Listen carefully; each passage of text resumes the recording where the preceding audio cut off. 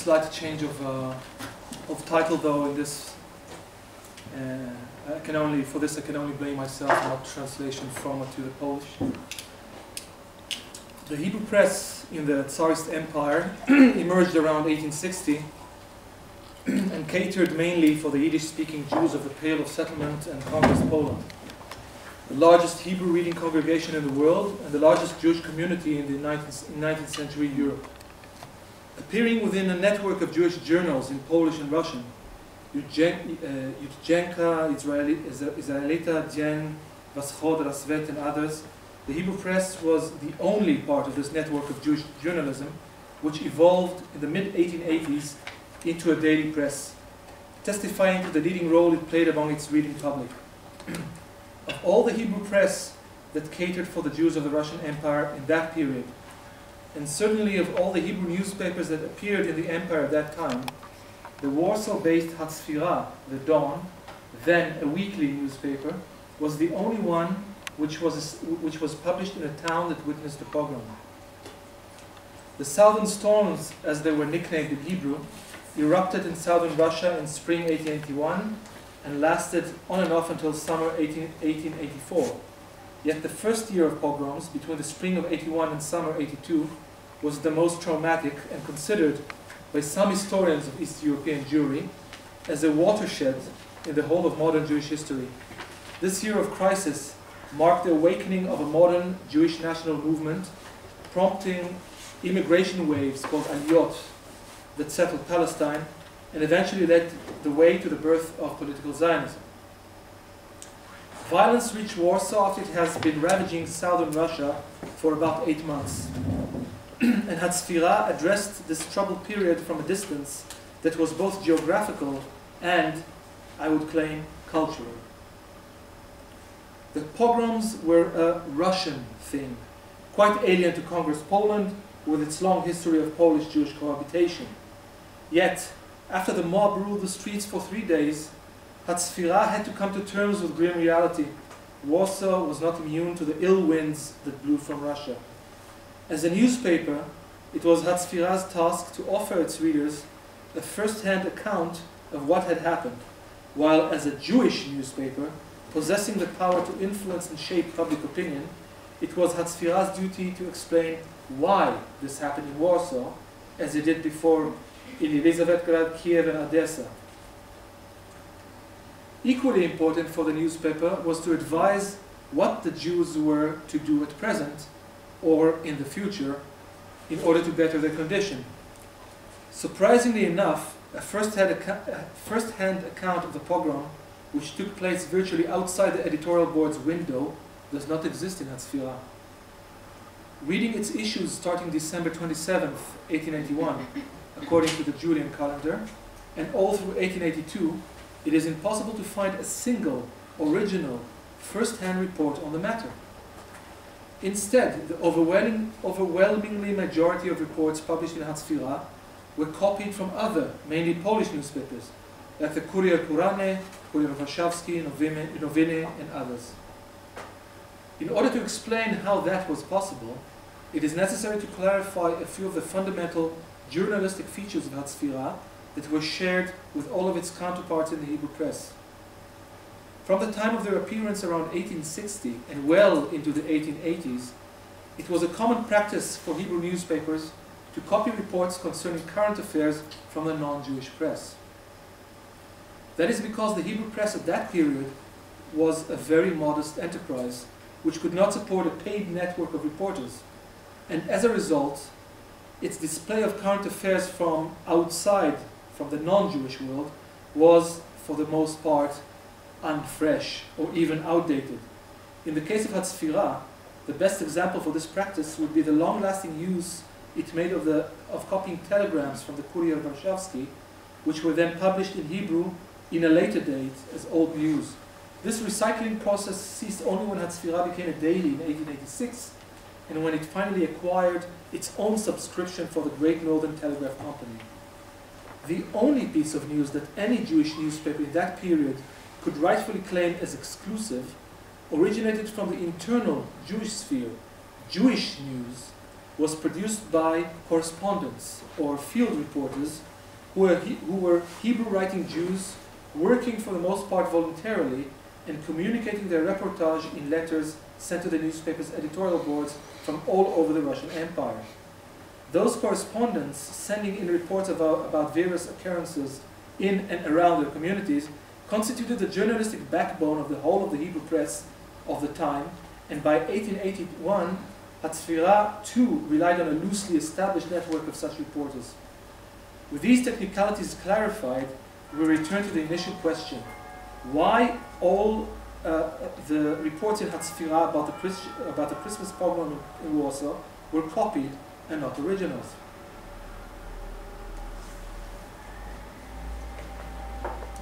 One of the obvious reasons was the fear of censorship breach. Though this, I wish to emphasize, was only a secondary factor in Hatzfira's journalistic incompetence. Indeed, the reports describing the fire scare at the Church of the Holy Cross, the stampede that followed, as well as the descriptions of the violence spreading through town, were copied and translated from Polish, while meticulously quoting the names of the newspapers from which the texts were taken, sometimes even specifying the number of the issue. Quoting so specifically was, on the whole, untypical for the Hebrew press, where whole articles from non-Jewish newspapers were routinely plagiarized, and these actions might suggest that Hatzfira's editor was making an exceptional effort not to get into trouble by upsetting the censor, hence limiting himself to quoting journalistic reports that were previously approved for publication. Indeed, it is known that following the outbreak of violence in southern Russia in April 1881, meaning 8 months before, Tsarist censorship limited Hatzfira's publication about Jews only to non-Jewish politics and general topics, forbidding it to publish any current event concerning the Jews in Russia. It was also forbidden to refer to Jewish persecution or mention Jewish immigration, as if thousands of Russian Jews were not rushing to the borders in a desperate attempt to leave the country. At the same time, it is also known that following these censorship limitations, Hatzfira's publisher managed to petition high-ranking officials in St. Petersburg and secure temporary mitigation. Later in that decade, in 1888, Hatzfira's printing house was closed down by the authorities for 2 months for allegedly jeopardizing Russian-German diplomatic relations in one of its articles, efficiently stopping the newspaper's publication and endangering its continuation. Once again, Hatzfira's editorial managed to lobby St. Petersburg bureaucracy and negotiate the reopening of the newspaper's print house. Russian censorship policies and their implementations were chaotic, impulsive, and unpredictable.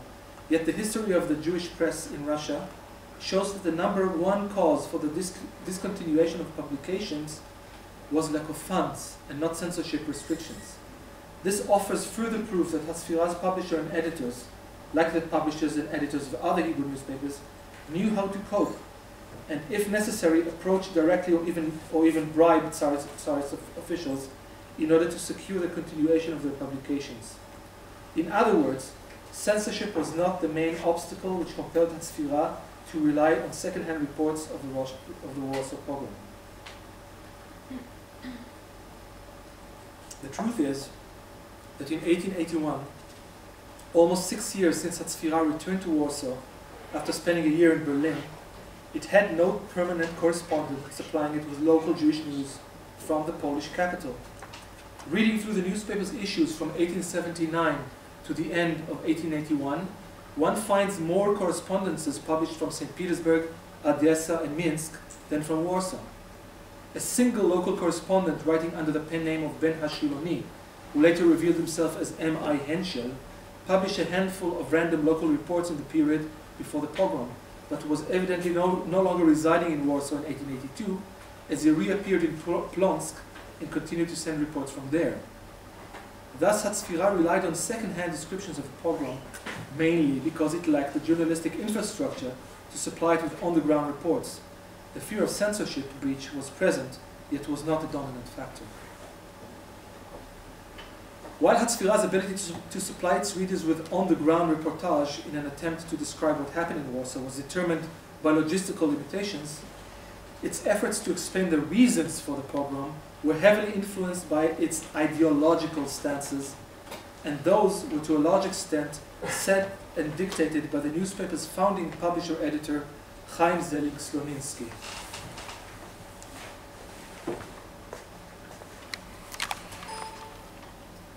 That's a good sign.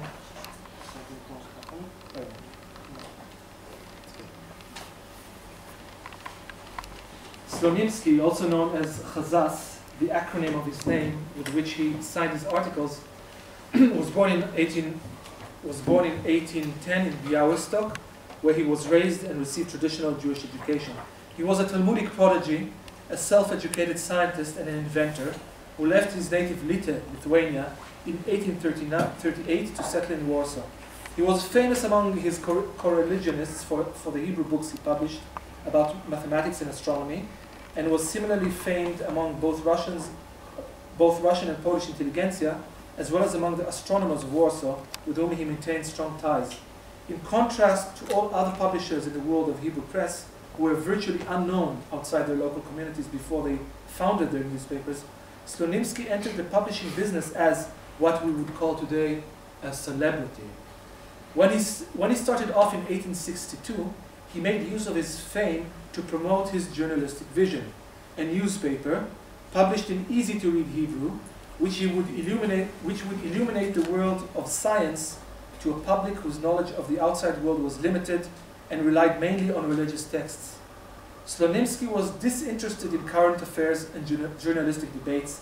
He had a natural distaste for politics, was indifferent to poetry and literature, and, being an admirer of Western Europe and German culture, he suspected any Russian philosophies which were adopted by parts of the Jewish intelligentsia. Otherwise, Sloninsky was careful not to upset the Russian Jewish money barons in St. Petersburg, as they would periodically assist him with their political connections or with their funding. Those money barons opposed Jewish immigration out of Russia because they feared it might make the Jews appear disloyal to the Tsar. And like the Tsarist censor, they disliked this topic to be discussed in the Hebrew press.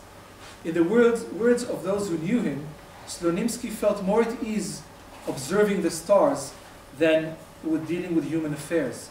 And whereas Sloninsky was responsible for Hatzfira's ideological stance during the period of the time discussed here, there was another man who was responsible for the newspaper's ideological stance as it would evolve in the years to come. Nahum Sokolov was a journalistic prodigy and one of the prominent founding fathers of modern Hebrew journalism. To this day, the Sokolov Award for Journalistic Excellence and Outstanding Achievement is bestowed annually in Israel. He was born in Vyshogrod, Ports Gubernia, around 1859. He received a traditional Jewish education in various Hasidic courts, while at the same time he acquired extensive secular knowledge to the greater part by himself. He was a polyglot who, by the time he was 23, had mastered 8 languages, and his journalistic activity in the Hebrew press commenced in his youth, around his 15th birthday, when he published correspondences in a variety of Hebrew journals.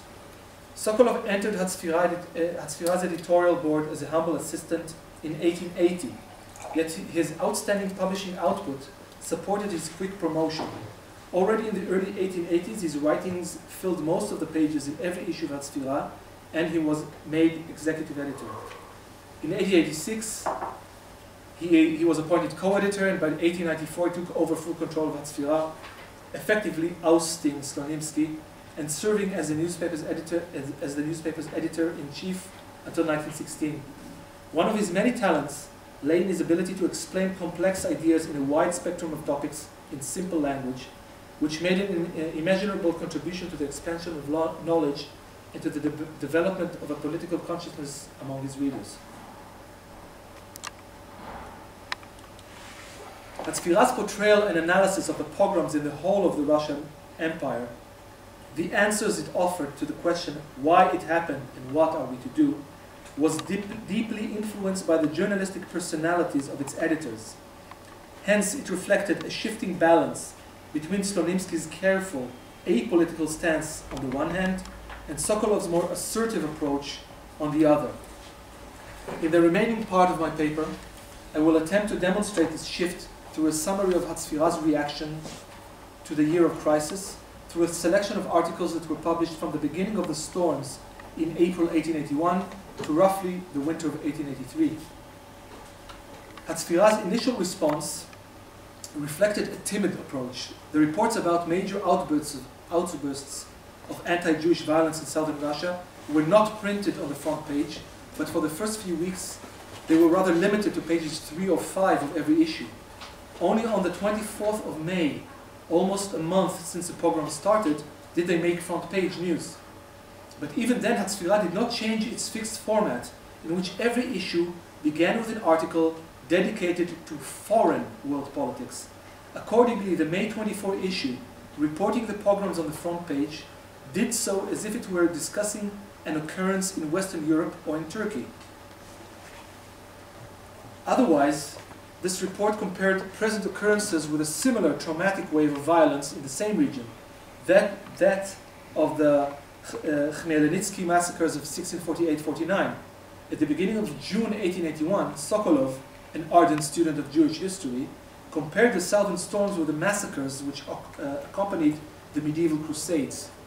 Both those comparisons suggest, to my mind at least, that by that time, a little over a month since it all began, Hatzfira was defining the wave of pogroms in terms of a major historical event.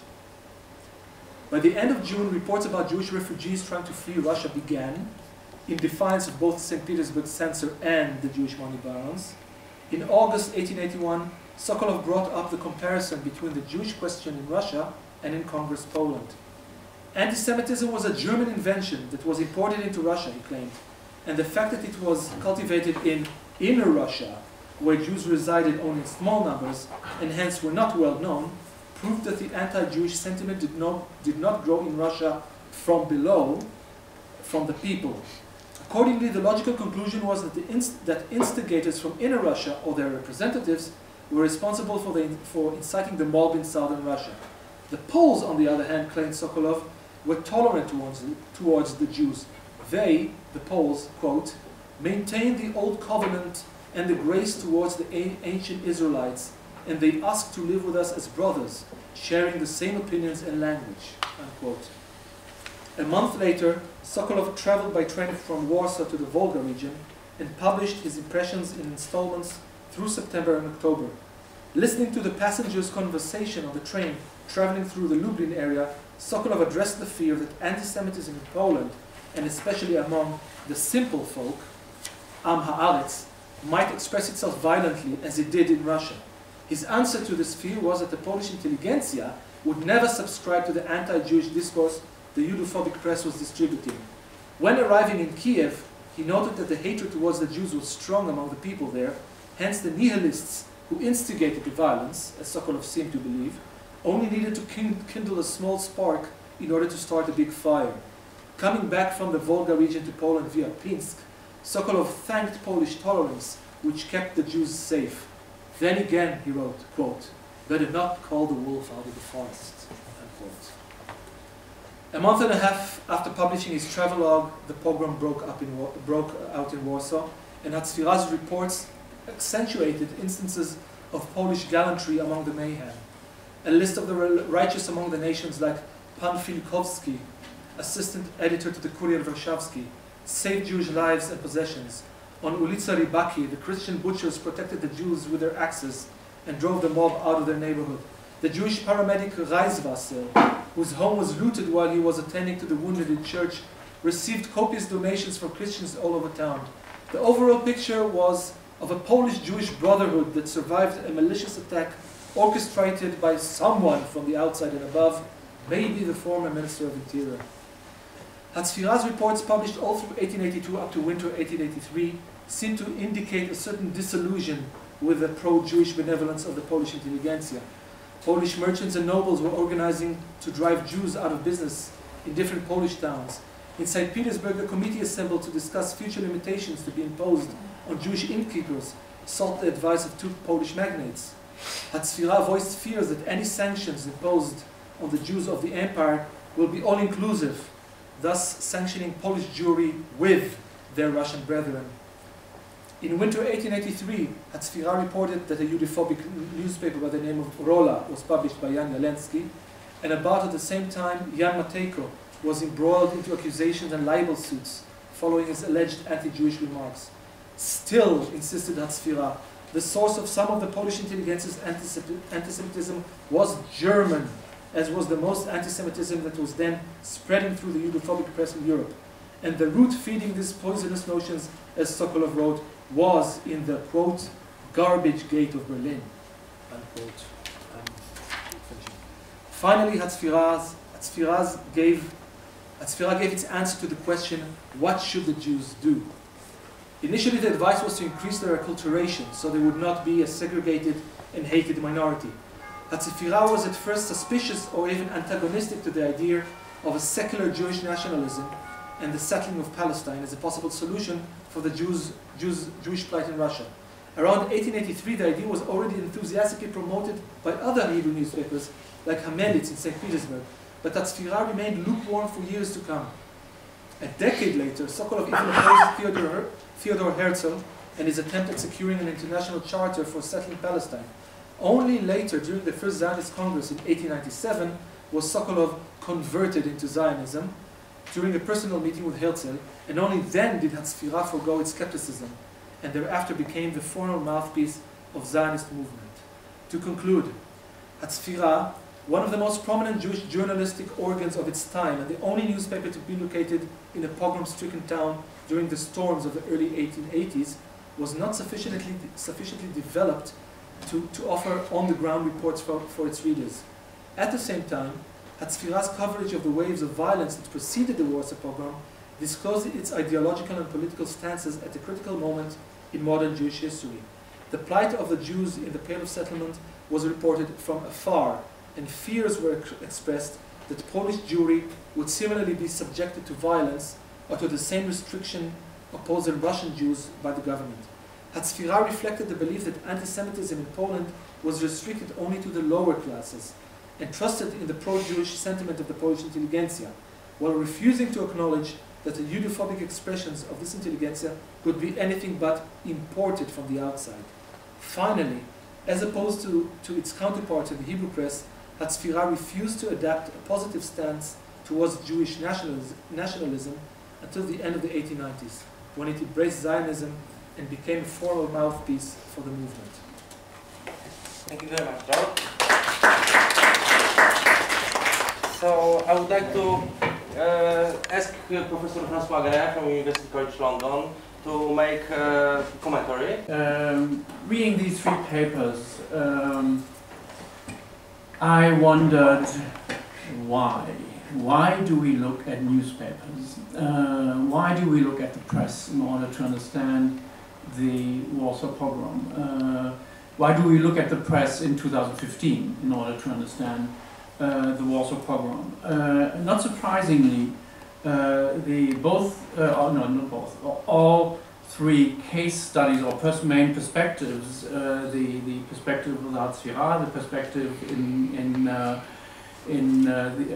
from the Rola, the most dynamic, although probably not as influential as often thought, anti-Semitic weekly, edited by Jelensky, as well as the Russian press, which we heard about in a very impressive range of cases, exercised the usual delusion, the usual wishful thinking, the usual stereotyping which the press of the time practiced for a number of reasons. First of all, newspapers were other things than they are today. I mean, they were very much political mouthpieces of attitudes and Weltanschauung, worldviews of their time. So you wouldn't necessarily pick up a newspaper in order to know what happened yesterday, because especially within Tsarist Russia, it was not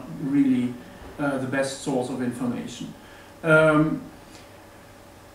All three speakers have addressed the issue of censorship, which is obviously very important. From my work with John Clear's study about 1881-82, I learned that censorship in Russia almost broke down in the spring and summer of 1881 because the events were so overwhelming and so rapid that the censors were not actually able to keep track on the Russian language press or the press published in Russia. So the censorship was somewhat less strict in Russia in 1881. At least for a significant period of time, which is different obviously for Poland.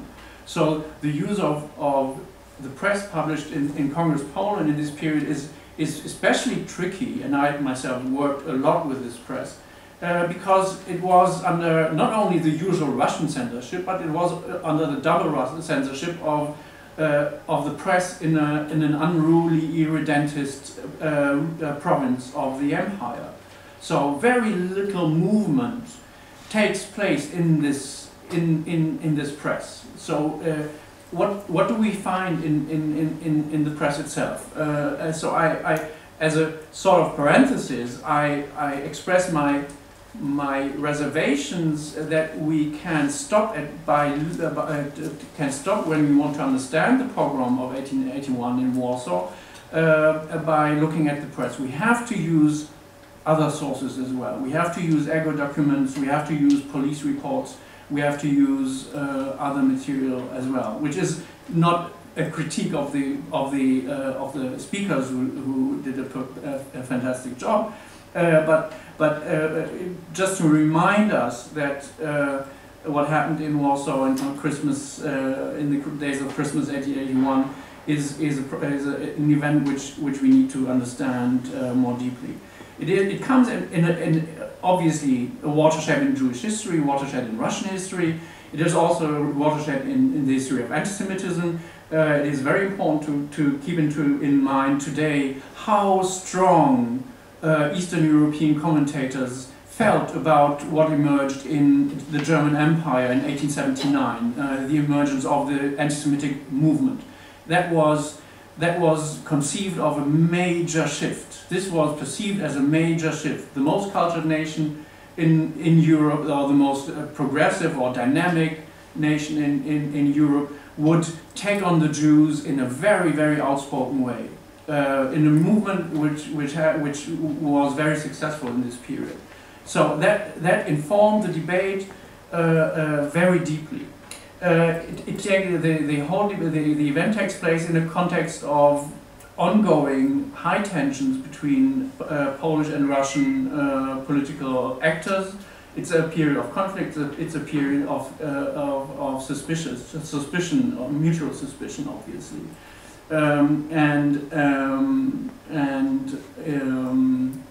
So what we read in the newspapers of the time needs to not only be taken with a grain of salt, but also be integrated in this larger context. And it is quite interesting that I'm grateful to Agnieszka that she insisted so much on the terminology of the period, speaking about the Judenhetzer, where I talked about the interesting fact that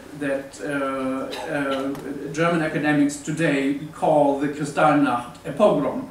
They use a Slavonic term to designate a major event on the pathway to the genocide of the Jews. And in the same way, the Polish press, and not only the anti-Semitic press, also the Jewish Polish press, and also the Polish press, not the non-anti-Semitic Polish press, would use the German term Judenhetze.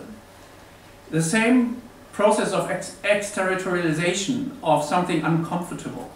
The uncomfortable thing is that people hate the Jews and do something about it. I mean, they attack Jews physically, which was not what you should be doing if you are an intelligent, well-educated person. I think that Agnieszka central conclusions about the way Rolla understood understood the program are absolutely valid. That Jeleński took away the lesson that he needs to agitate in the Polish public in order to prevent something good coming out of the pogrom, namely that Poles understand that Jews can be really under attack, although the stereotype would be a different one. That one needs to prevent processes of social integration which would come in the wake of the pogroms, very relevant, and that one needs to prevent the emergence of an anti-Semitic alliance between Jewish public intellectuals and liberal Poles. So the rationale of Jelensky and Rolla, which interestingly enough was only expressed way later, seems very, very plausible. What I find interesting, it's always obviously wonderful to read anti-Semitic texts.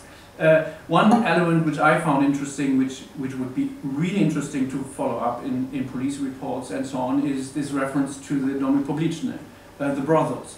Because we have if we take into consideration the discussions we had earlier today about the re-establishing of a social order and a balance between communities, if this is the case, I would obviously it is mentioned here as an attack on the Jews.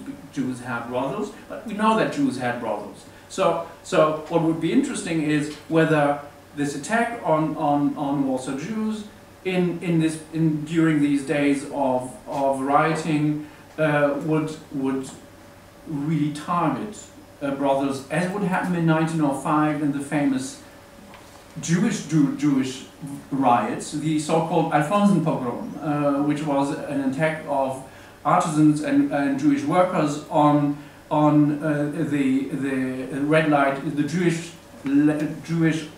run red light district in Warsaw, which was which is a somewhat, also Scott Urey in his book understates this event, which I found quite interesting. So I have no I can only say that this is a very interesting and relevant insight. The discussion of our colleague Norkina is also very obviously valid. The German term Schadenfreude applies here. So Schadenfreude is the pleasure which you derive of the misfortune of somebody else. So the Russian press was so happy about this Warsaw pogrom because finally the Poles were pushed from their high horse. I mean, they're after months of pogroms in Russia. Here it happens in Poland as well. The Poles are not better people and cannot prevent something very similar to happen. What happens, and what I think, because we had this broad range of examples of cases of Russian publications, press publications, is that it is fully integrated into the Russian discourse of the time. Very few Polish specificities are taken into account. For example, the Otechestvenny Zapiski insists that, and this is really the Russian debate about the emancipation of the Jews, that you need to give Jews equal rights. Well, in Poland, 20 years earlier, in Congress Poland, Jews had received almost equal rights in 1862.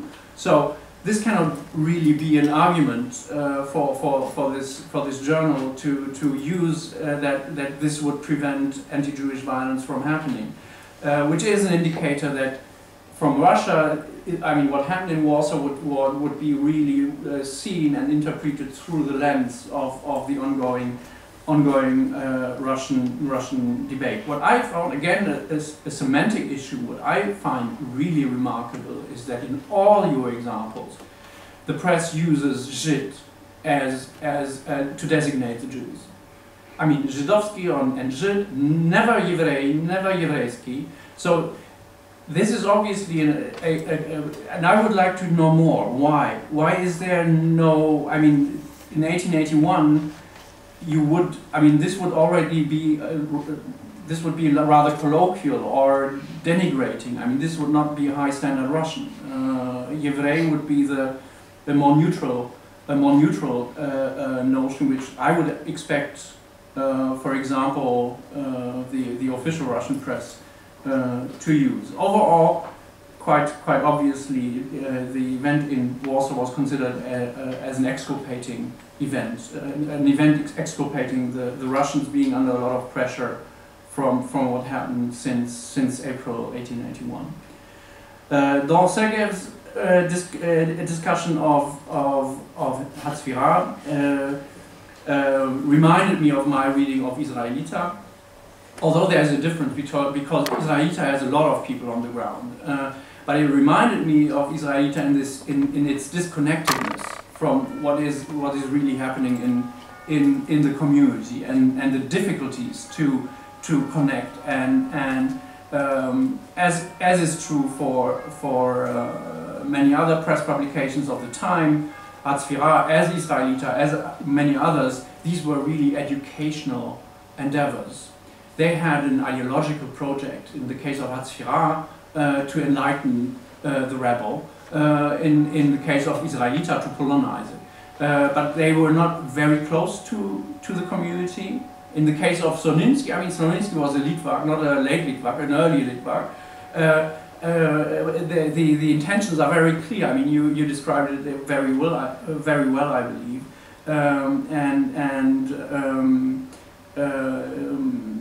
What I found interesting is that when Sokolov takes over, I always read Sokolov as really much more down to earth.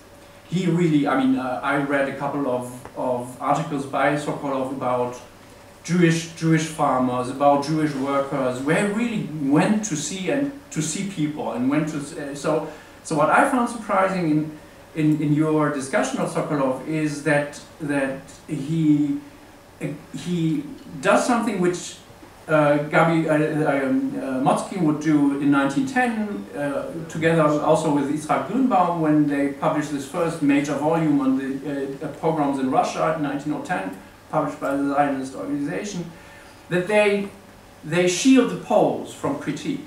So in a certain way, what Sokolov is doing is that he turns a blind eye to the degree, to the extent of anti-Jewish sentiment in the population. Which I found a bit surprising because I always thought that Sokolov had a better grip on things happening. What I found interesting, extremely interesting, is this very rapid integration into the wider context of Jewish history, the history of suffering, the history of rejection, and I fully comply with, agree with your interpretation that the very momentous events of 1881 were integrated into the larger framework of Jewish history, and also by doing so, putting it already in the time itself on a very high level of relevance. I mean, people really understood that this was a major watershed. Okay, I think that's all I needed to say. All in all, I think we can understand these three presentations as a starting point, a very valid starting point to understand what happened and how it was understood by the people sitting in editorial boards. But I think it would be very important that we reach out for additional sources and records in order to get a better understanding about what happened in Warsaw during these days, and I think we should learn more about this. Thank you very much. Thank you very much, François. Before responses of our authors, I think we have a few minutes for short comments or questions. So, any questions, comments? Professor Makowski. One general question to the paper by Ekaterina Norkina. You divided analyzed press into two groups, I mean conservative and liberal one. So my question is, what did it actually mean in Russia in 1882 that the paper was called liberal, and what did it mean that the paper was called conservative? Because when in Russia was no political life, so which factors decided the attitude toward the economic factors or the attitude toward the West or something else? because we should, in my opinion, precisely define this criteria, because liberalism in Russia meant generally not the same as in Western Europe. Yeah? Thank you very much. More questions? Professor Andel? Yes, trying to connect the first and the final paper. According to Sokolov, as represented by Segev, the source of hostility that manifested itself in the Russian Empire in 1881 was actually in Berlin. This is not Sokolov alone. This was quite a common theme that was sounded regularly in the Jewish press and elsewhere for quite a long time. In that connection, it's interesting to note that the stance taken in Rolla that was described, that is to say that violence is not a particularly good or helpful way to foster the cause of those who wish to prevent further Jewish integration into the surrounding society, is also something that you hear in parts of the German anti-Semitic movement from the early 1880s. Theodor Fritsch, for example, is anti-Semitism or Antisemitismus stated explicitly that one does not beat Jews. This is simply unbecoming of a German. So my question is, did the people of the Rolla Circle, whose work you analyzed, read the literature of the German anti-Semitic movement? To what extent were they familiar? What kind of exchange was actually going on between these two locations? I'll also make one observation in response to Francois' wonderment about Sokolov's reticence to speak in the wake of the events in Warsaw.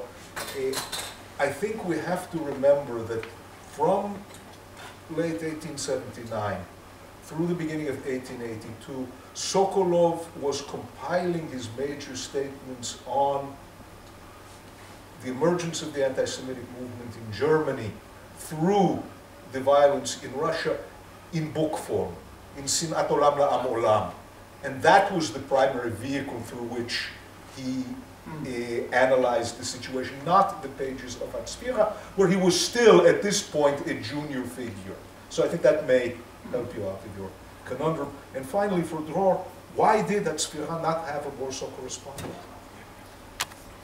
Thank you very much. Professor Bilavich? I have one question to Dror about the attitude of Hatzfira to intelligentsia and the sense of the kind of exonerating explanations that they were putting. So always when discussing the anti-Semitism, if intelligentsia is anti-Semitic, it must be influenced by either Germany or Russia. The question is that this is a topic which is kind of long maintaining in the Jewish attitude to the Polish society in general, the sense that intelligentsia is somehow better. What do you think would be the roots of that? Would it be because at that time in 1880s, intelligentsia was still a pretty fresh social class, if it can be called a social class. Did they affiliate them with the history with simply noblemen, whom many of them were originating from? What was the reason of having this, being so selective in perceiving the anti-Semitism? Intelligentsia is somehow excluded from the problem. Thank you. Professor Daniel Grünberg? I have a question to all three. Well, first, do we know any situation in which they were attacked people who were formally stopped to be Jews because they changed their religion into evangelical, or Augsburg, or even Christian, or even Catholic? And second, who were both, which category of Jews were most hated? Westernized or traditional kapociarze, how a child will receive. Here? No questions? So we have 20 minutes because we are waiting for glass of wine, I think. 20 minutes for our authors. So, Agnieszka? To Professor Engel, you are absolutely right that the reception of German anti-Semitism was quite influential and big in Rolla. I wrote an article on it. And Deering, Treitschke, Stecker, Alvard, astonishingly not Wilhelm Marr. There is no mention about him, but about the others, absolutely yes.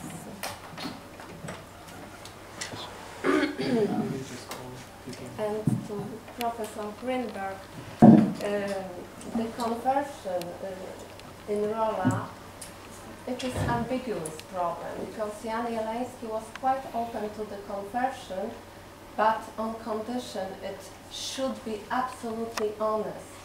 And what does it How mean? to measure this honesty? It's very, you know, abstract category. So if it is honest, yes, Jew should be converted and he's opened or she's opened in our circle. And you ask about which type of Jew was most hated, assimilated or traditional. It is a famous statement of Jeske Choiński, the very influential publicist in Rolla, who said that the difference between traditional Jew and assimilated Jew is such that the first one believes in something, whereas the second one doesn't believe in anything. And it is the problem. So assimilated Jews were the most hated in Rolla. Thank you. Tina?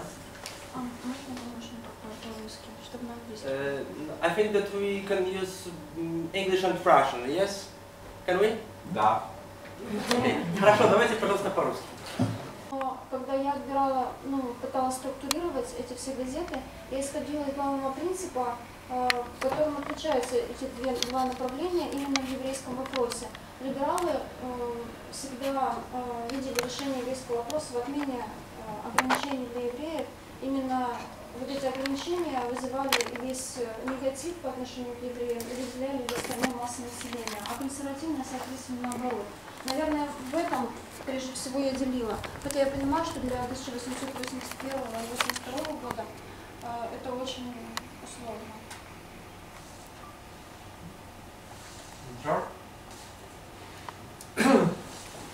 I would like, with your kind permission, I will stand because all this certainly is not doing me good.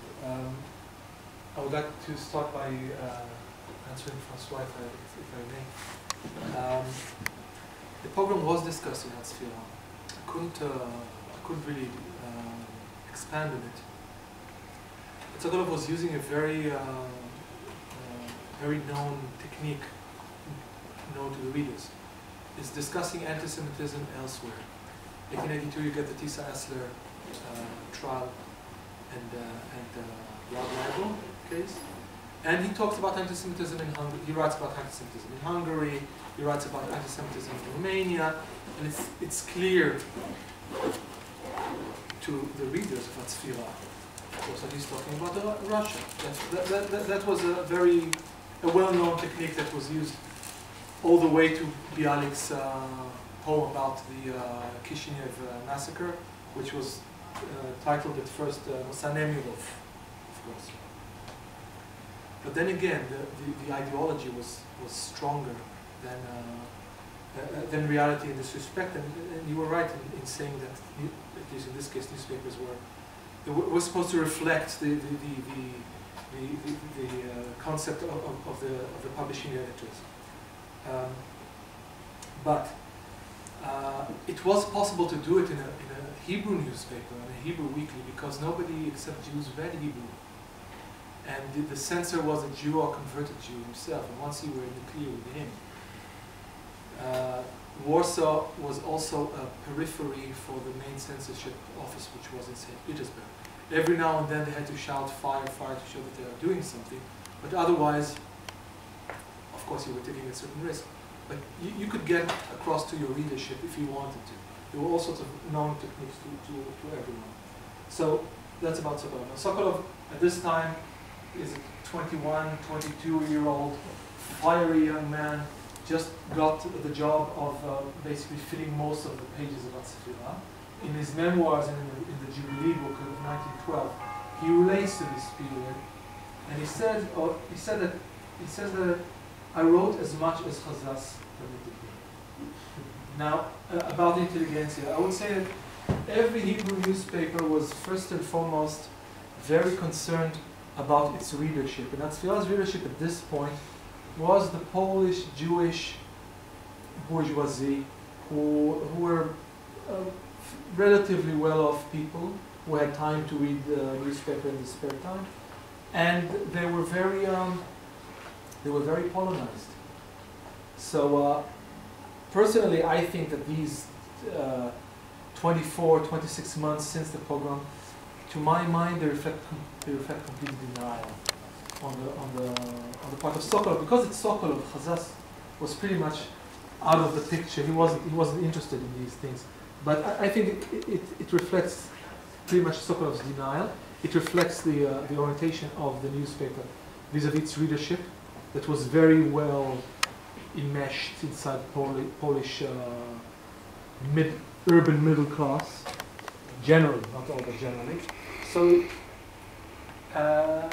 So blaming it on Germany, I do believe they believed it, but it was also a very convenient resort. Otherwise, in his later memoirs, Sokolov reflects the complete belief that this pogrom was instigated by Russians. There's no two ways about it. I hope I answered your questions. Thank you very much, George. We have a few minutes, so if you have any questions, okay, I know, glass of wine. So, thank you very much. Thank you to all our speakers. I think that during our project, we'll try to connect to position. I mean, one, like research of representations of Warsaw pogrom in press, about research about social imagination, and the second one, traditional. I mean, from the sources like Gendarmeria documents and other one. So I said that, in my opinion, we need to make a new research. We need to research Warsaw pogrom again, because we are find the new Russian and few Jewish sources for this topic. Thank you very much for today. I think we have 10 minutes to